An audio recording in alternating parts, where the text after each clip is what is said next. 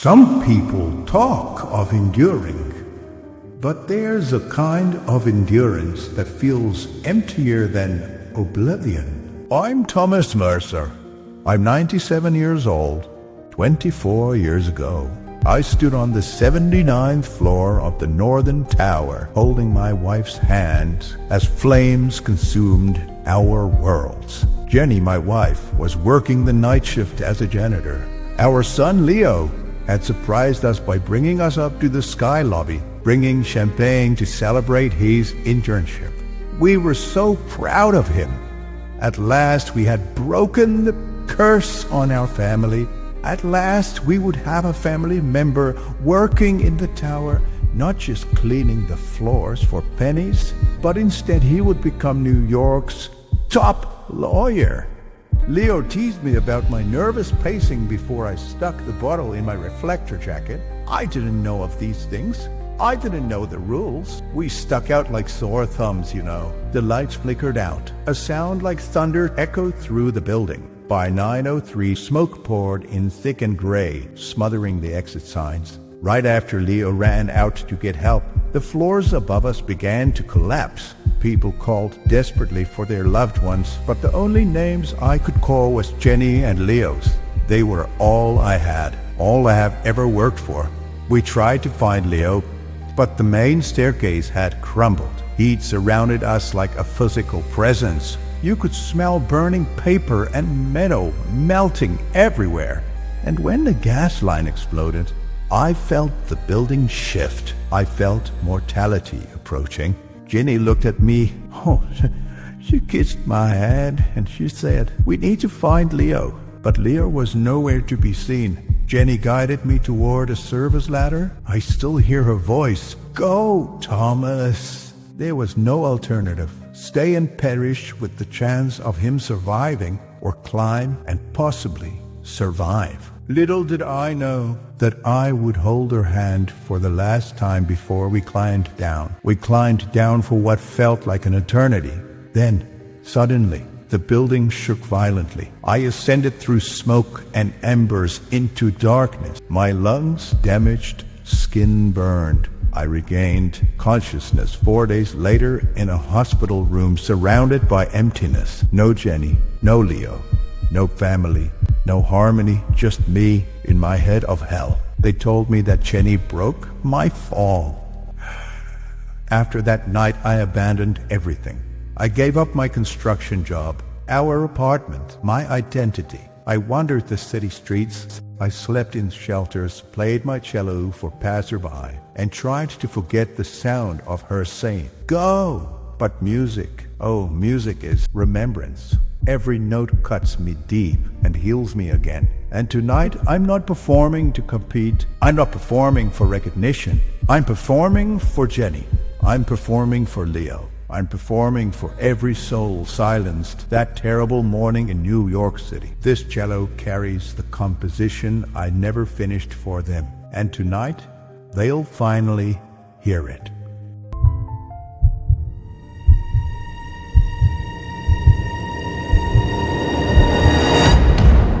Good luck.